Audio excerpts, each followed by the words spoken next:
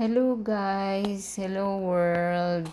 Ang menu ko po ngayon ay ang seafood chowder. I use the fresh potatoes. I cut into cubes. And then I cook it in a medium heat with pure milk. Thick cream ang gamit ko po. And then naggamit ako ng cream mushroom soup para tuloy yung lapot niya, at red onions po ang gamit ko dito.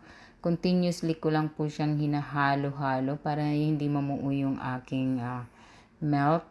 And naggamit po ako ng bacon. Bacon is good for pampalasa at saka yung crispy niya.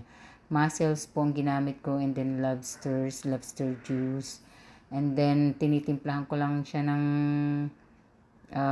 other spices to make sure it's good. Nakadepende na po dun sa taste niyo kung maalat or hindi. Ayan po ang result. Now it's ready to eat.